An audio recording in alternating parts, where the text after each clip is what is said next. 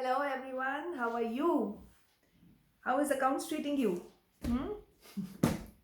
Okay, last few days to go, and here is the last video from my side to help you out with cash flow. One full sum. Although the full sum is just a summation of what we have done. जो भी investing operating financing activity किया है हमने उस सबको एक साथ लेकर आ जाना है सब में बस वही करना है there is nothing much different here but yes there is an approach to it कैसे सम में आप खोजेंगे रेलिवेंट फिगर्स वो इम्पॉर्टेंट है तो जल्दी से एक सम लेते हैं and I explain how things go and how to do the working once again and then we will make the entire cash flow statement. All right, so get ready.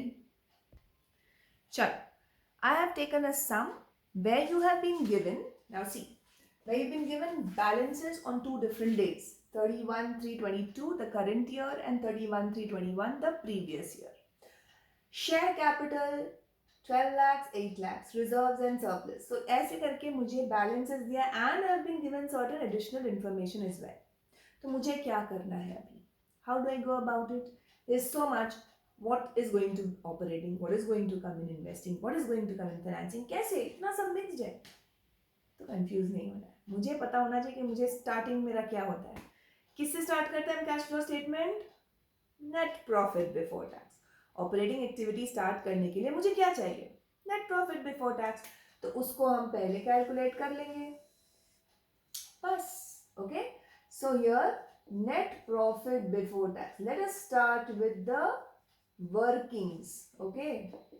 तो ये पहला वर्किंग नोट तुम्हारा है net profit before tax चलो net profit before tax के लिए हम कहाँ रेफर कर सकते हैं सबसे पहले यहाँ रिजर्व्स एंड सरप्लस मुझे ब्रैकेट में ये भी दिया है कि ये प्रॉफिट एंड लॉस अकाउंट का बैलेंस है ये दोनों नेगेटिव में दिख रहा है दोनों साल लॉस है लेकिन यहाँ था 2,15,000 in the previous year and now it is 1,70,000. That means from here to here there has been some reduction in loss in the balance. Reduction in loss मतलब profit. Okay? So कैसे हम लोग कैसे calculate करते हैं current year minus previous year net profit. So profit for the year है तुम्हारा 1,70,000 जो नेगेटिव फिगर है ना तो माइनस लिख देते हैं माइनस द करेंट ईयर तो प्रीवियस ईयर तो माइनस में नेगेटिव है तो क्या करेंगे डबल नेगेटिव आ गया ये डबल नेगेटिव मतलब क्या होता है सिंपल मैथ्स है ना -2 माइनस टू कितना हो जाएगा 0 क्यों क्योंकि माइनस और माइनस हो गया प्लस तो -2 + 2 हो गया 0 तो ऐसे ही इसी लॉजिक को लगाना है ये मैथ्स वाला चीज है इसमें कोई टेंशन नहीं है तो यहाँ पे -1,70,000 से आप -2,15,000 हटा देंगे तो क्या हो जाएगा प्लस तो दिस बिकम्स -1,70,000 प्लस 2,15,000 तो ये आ गया प्लस में 45,000 चलिए प्रॉफिट फॉर द ईयर हो गया अब इधर और क्या जाता है propose dividend of the last year मैंने ये पढ़ लिया एडिशनल इंफॉर्मेशन में डिविडेंड का कोई इंफॉर्मेशन नहीं है तो ये नहीं होगा टैक्स जाता है प्रोविजन फॉर टैक्स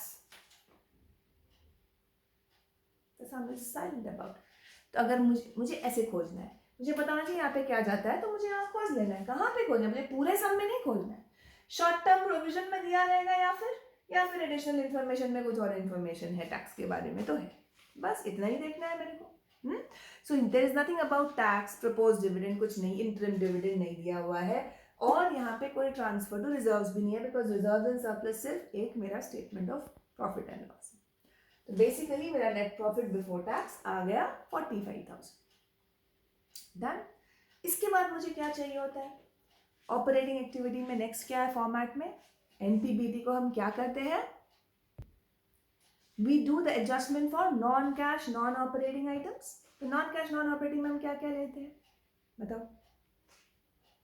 जल्दी yes you should know depreciation है ना depreciation so depreciation चलो depreciation और क्या बोलो interest on long term borrowing short term borrowing increase in provision for doubtful debts any losses like discount on issue share issue expenses written off etc against the statement of profit and loss. ये सब मुझे खोजना है। चलो depreciation का कहाँ से मिलेगा मुझे इंफॉर्मेशन?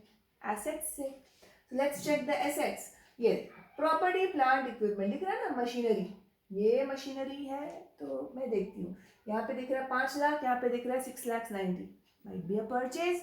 एंड उससे रिलेटेड हम एडिशनल इंफॉर्मेशन भी देख ले जरा। This one, machinery costing 2 lakhs, depreciation charge 70,000, sold at 1,50,000। तो एक एसेट है जो 2 लाख का कॉस्ट था, जिसको डेप्रिशिएट ऑलरेडी 170,000 कर दिया, तो बुक वैल्यू कितना हुआ? 2 लाख माइनस 70, 1,30,000 का बुक वैल्यू है। उसको बेचा कितने पे? 1,50,000 पे। ठीक है, तो यहाँ पे आ जाते हैं मशीनरी पे। तो मशीनरी पे written down value of asset कितना हुआ? 2 lakhs minus 70,000, 1,30,000। Therefore profit on sale हो गया मुझे, क्योंकि मैंने बेचा 1,50,000 पे जो था 1,30,000 का। 20,000 प्रॉफिट हो गया मुझे मशीनरी के सेल पर। ये मुझे अकाउंट में डालना है ना। Also I see this one, new machinery purchase during the year 4 lakhs। तो इतना सारा कुछ है तो एक मशीनरी अकाउंट तो बनाना ही पड़ेगा। एकदम सिंपल सा, कोई डेकोरेशन नहीं चाहिए यहाँ पे, है ना। ये वर्किंग नोट है तुम्हारी। So machinery account, balance brought down, opening figure दे दो, ये 5 लाख है, 5 लाख का बैलेंस ब्रॉड डाउन आ गया, और बैलेंस कैरी डाउन इधर होता है 6,90,000। मुझे बोला गया है सब में कि मैंने परचेज किया है, तो देखो ये याद होना चाहिए कहाँ है परचेज, किधर आएगा? इधर। सो यहाँ आ गया 4 लाख का परचेज, ये आ गया, आ गया ना। Then the sale, we have also sold certain machinery at 1,50,000, तो बैंक में कितना आएगा? 1,50,000। और प्रॉफिट पे बेचा है ना, हमने प्रॉफिट कैलकुलेट किया, प्रॉफिट किधर आता है? इधर है, प्रॉफिट ऑन सेल 20,000, ये रहा। अब क्या बच गया? सेल हो गया विद प्रॉफिट, परचेज हो गया, ओपनिंग क्लोजिंग हो गया, तो मेरा बैलेंस तो मैच कर जाना चाहिए। तो देखते हैं बैलेंस मैच कर रहा है कि नहीं कर रहा है। यहाँ पर आ रहा है 9,20,000, देखो यहाँ डेबिट में, बट यहाँ नहीं आ रहा है, यहाँ आ रहा है 8,40,000। हाँ, 8,40,000 आ रहा है, तो दैट मीन्स यहाँ पे कुछ मिसिंग है। क्या मिसिंग है यहाँ पे? हमने क्या नहीं डाला अभी तक? Depreciation, very good. Depreciation current year का हो गया, ये 80,000 डिफरेंस आ रहा है। अगर ये 80,000 डाल देंगे तो हाँ, ये 9,20,000 अकाउंट क्लोज, सब कुछ आ गया ना भाई। Sale, purchase, profit, depreciation, opening closing balance, सही। बस, तो मुझे क्या क्या मिल गया ऑपरेटिंग के लिए? यहाँ पर ये जाएगा ऑपरेटिंग में, add back, depreciation for the year, add back, non cash non operating. फिर ये जाएगा इन्वेस्टिंग में, और ये भी जाएगा इन्वेस्टिंग में। प्रॉफिट ऑन सेल, इसको हम माइनस करते हैं ऑपरेटिंग से, ये माइनस हो जाएगा, डेप्रिसिएशन प्लस हो जाएगा। बस मेरे पास सारे आ गए यहाँ पे figures related to the tangible asset. Done. तो वर्किंग क्लियर होगा, उसी में मार्क कर लेना कहाँ पे कौन से में डालना है क्या चीज अमाउंट। ठीक है, ऑपरेटिंग इन्वेस्टिंग ये हो गया। अब आते हैं, अब मुझे क्या चाहिए? मैं लॉन्ग टर्म बोरोइंग चेक करना है। मैंने बोला ना interest on long term borrowing, short term borrowing. यहाँ पे कोई लॉन्ग टर्म बोरोइंग दिख रहा है? बिल्कुल दिख रहा है, 2,50,000 एंड 3 lakhs। चलो ये कुछ हुआ है यहाँ पर, यहाँ पे देखते हैं। हाँ, ये न्यू लॉन्ग टर्म बोरोइंग जो है टेकन ऑन 1/1/22, मतलब 1 जनवरी 22 को इशू हुआ। ये जो नया मतलब क्या? 2,50,000 से 3 लाख हुआ है। सो 50,000 का जो इंक्रीज है ये हमने कब इशू किया? 1 जनवरी। इसका क्या मतलब है? इसका मतलब ये देखो, यहाँ से 1 अप्रैल 21, ये इधर 1 अप्रैल 21 का फिगर है, और ये क्लोजिंग है 31/3/22। यहाँ 1 अप्रैल 22 को मैंने एडिशनल डिबेंचर्स इशू किया, या जो भी है, डिबेंचर्स नहीं, कुछ नहीं दिया हुआ, लॉन्ग टर्म बोरोइंग। सो यहाँ से यहाँ तक मेरा था 2,50,000, और इधर से इधर बैलेंस था इसका 3 लाख। इंटरेस्ट तो अमाउंट पे डिपेंड करता है ना, कितने से कितने तक क्या अमाउंट था तुम्हारे बोरोइंग का। रेट ऑफ इंटरेस्ट क्या है 12% पर। तो यहां से यहाँ कितने महीने हो गए बताओ, 1 अप्रैल से 1 जैन, देखो 1 और 31 में बहुत डिफरेंस हो जाता है ना।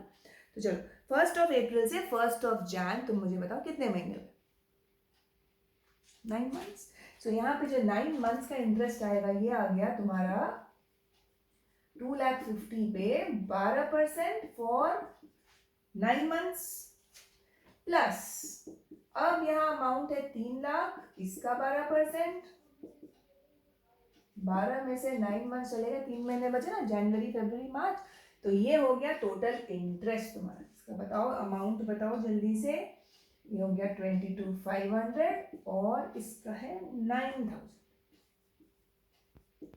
तो 31,500 हो गया इंटरेस्ट ऑन बोरोइंग। ठीक है, ये तुम्हारा थर्ड वर्किंग नोट हो गया। ये इंटरेस्ट ऑन बोरोइंग कहाँ कहाँ जाएगा, हाँ कहाँ कहाँ, 2 बार बोला है मैंने, कहाँ जाएगा नहीं पूछा, तो जल्दी से बताओ 2 जगह कहाँ जाएगा। Interest on borrowing is a non operating expense, तो इसको एड बैक में जाएगा, ऑपरेटिंग एक्टिविटीज में एड बैक में जाएगा। ठीक है, 31,500। Also it's an expense outflow related to financing activity, so financing activity में आउटफ्लो में जाएगा, तो ये 2 जगह जा रहा है। समझ में आ गया, गुड। अब क्या बचा, मशीनरी अकाउंट बन गया, ये हो गया, इन्वेस्टमेंट्स हो गए। एक हमारा, हाँ ये मुझे दिख रहा है, नॉन करेंट इन्वेस्टमेंट दिख रहा है। नॉन करेंट इन्वेस्टमेंट में भी एक एडजस्टमेंट है, ये रहा, non current investments way sold at 25% profit. ठीक है, अब इसमें से भी देख लेते हैं भाई क्या है, कुछ परचेज वर्चेज तो नहीं निकलेगा।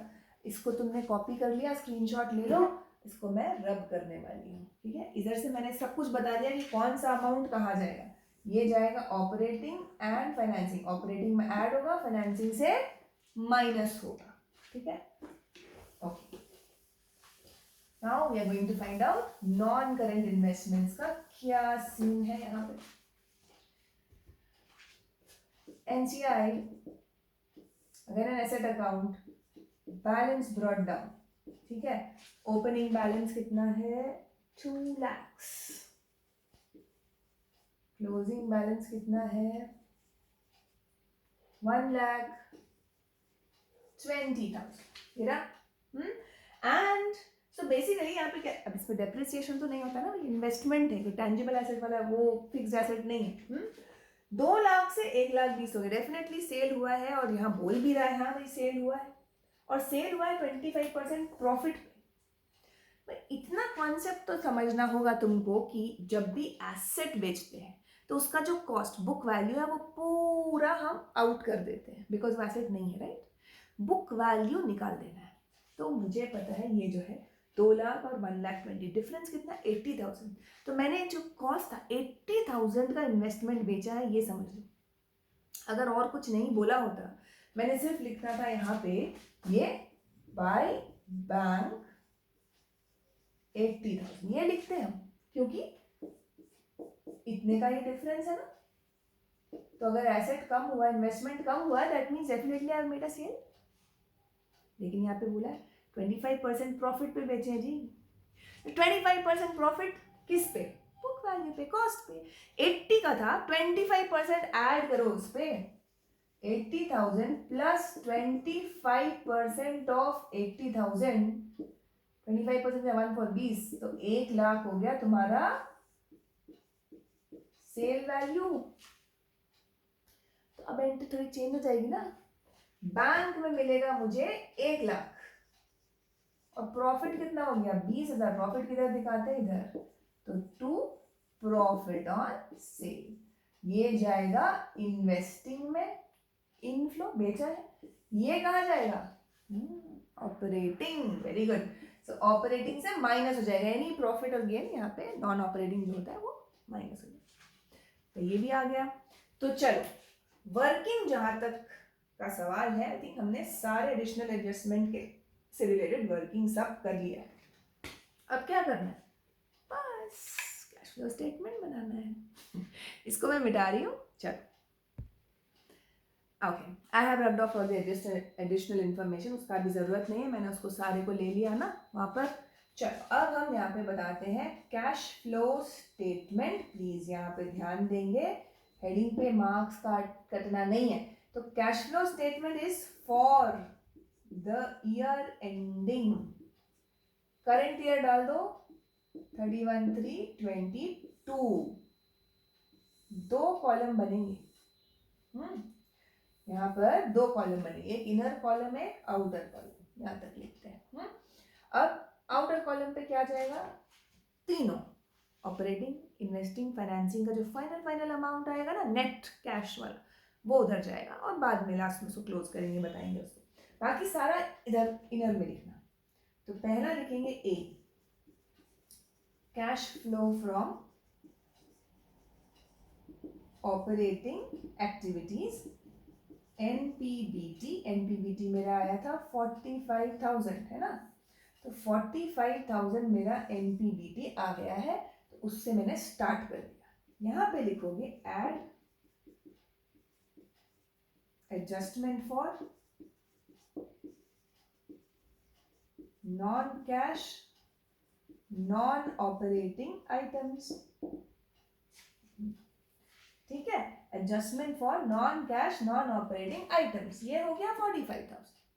अभी इसको हम एडजस्ट करेंगे। क्या क्या निकाला था मैंने नॉन कैश नॉन ऑपरेटिंग, तुम अपना वर्किंग देखो, वहां पे तुमने लिख के रखा है ना, डेप्रिसिएशन ऑन मशीन कितना था, 80,000 था ना, चेक करो चेक करो चेक करो, यस 80,000 का तुम्हारा डेप्रिसिएशन ऑन मशीन, तो ये हमने उधर डाल दिया।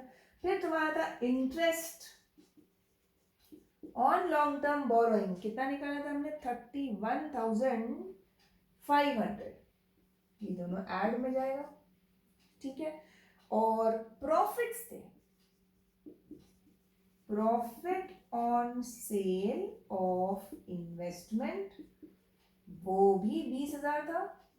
देखो ये नेगेटिव है ना, लेस अमाउंट नेगेटिव में डालना है, याद रखो।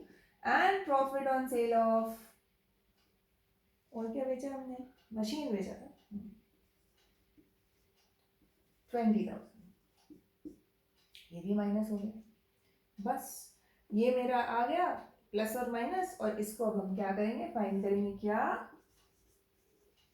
Operating profit before working capital changes.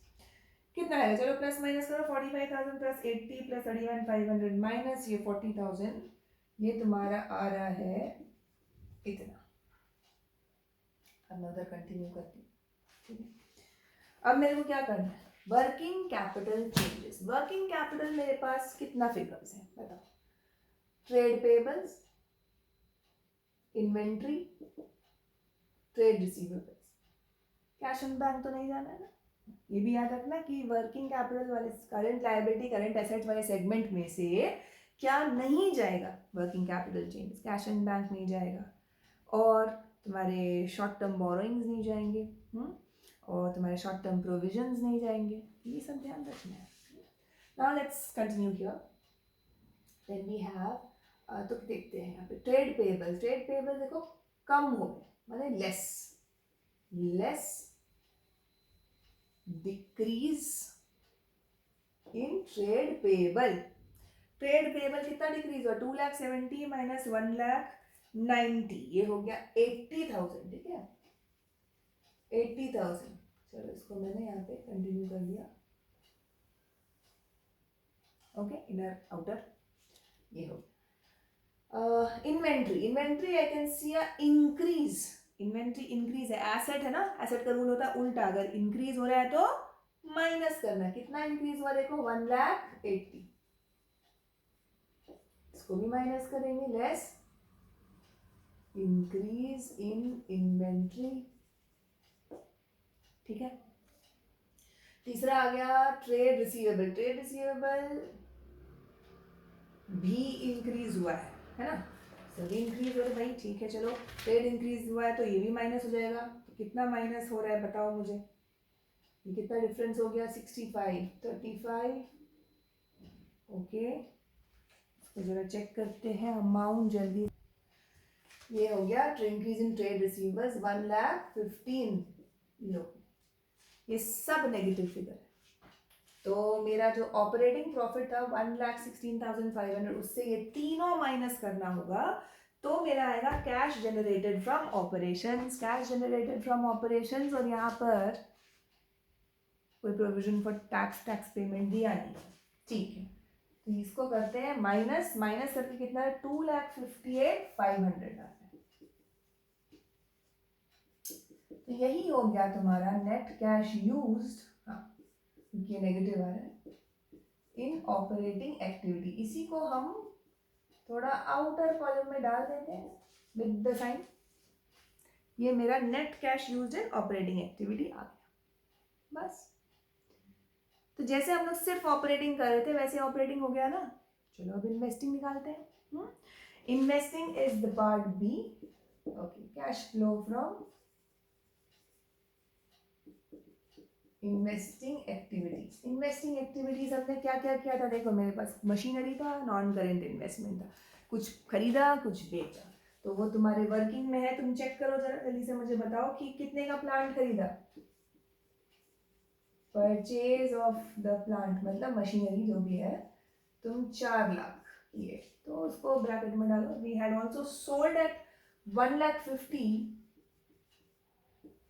Cell of plant. ये सब तुम्हारे कहाँ से है, देखो मशीनरी अकाउंट देखो, वर्किंग तुम्हारा। So 1,50,000। Then you have NCI sold, sale of non current investment. कितने पे बेचा था हमने, 1 लाख पे, प्रॉफिट पे, 20,000 के प्रॉफिट पे बेचा था ना। तो ये 3 अमाउंट तुम्हारा आ गया इसमें। तो अब कितना आ रहा है बताओ, ये आ गया 1,50,000, वो भी नेगेटिव में। So net cash used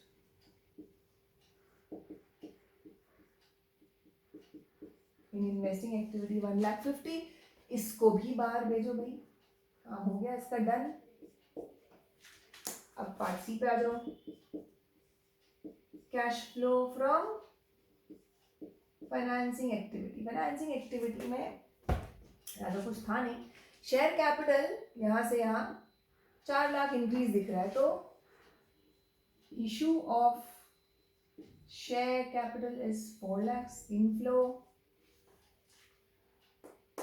long term borrowings होता है फाइनेंसिंग एक्टिविटी 50,000, वो भी आया हमारे पास।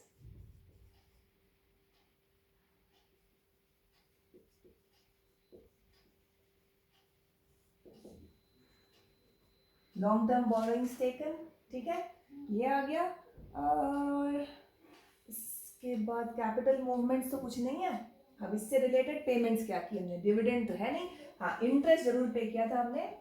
Interest on long term borrowing 31,500, देखो याद है ना, हमने ऐड बैक किया था नॉन कैश नॉन ऑपरेटिंग में, बस वही।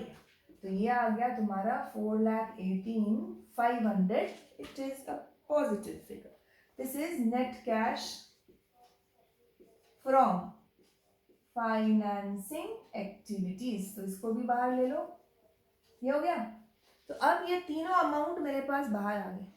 ये तीनों क्या है, तीनों है तो जितना भी कैश आ रहा है जा रहा है पूरे साल में from 3 different sources, isn't it, investing, operating and financing, right.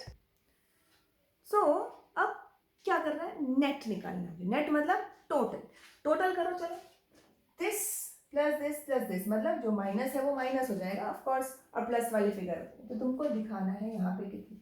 तो 4,18,500 माइनस 1,50,000 माइनस 2,58,500 करो, देखो आएगा तुम्हारा 10,000। ये तुमको लिखना है नेट, पॉजिटिव है तो increase in cash and cash equivalence. Cash and cash equivalence मतलब कैश, बैंक और कुछ भी अगर होता, अगर इन्वेस्टिंग में करंट इन्वेस्टमेंट्स में दिया है marketable security, short term investments, ये सब भी ऐड करते हमने ये किया था। ये कैश एंड कैश इक्विवेलेंट्स होते हैं क्योंकि ये कहीं भी नहीं आता और कहीं कैश फ्लो स्टेटमेंट, बिकॉज ये एज गुड एज कैश है। तो कैश एंड बैंक जो दिया है यहाँ पर वही है, ठीक है। फिलहाल 10,000 दिख रहा है कि साल भर में कैश जितना भी इनफ्लो हुआ आउटफ्लो हुआ, नेट 10,000 कैश बढ़ गया मतलब कब से बढ़ गया? ओपनिंग से बढ़ गया ना। तो ओपनिंग में कितना था? देखो 60,000 था कैश एंड बैंक फिगर, तो अब हम इंक्रीज को ऐड कर देंगे, add cash and cash equivalents at the beginning में था 60,000, तो क्या आना चाहिए? कैश जो मेरा एंड में है, तो ये 70,000 आया ना।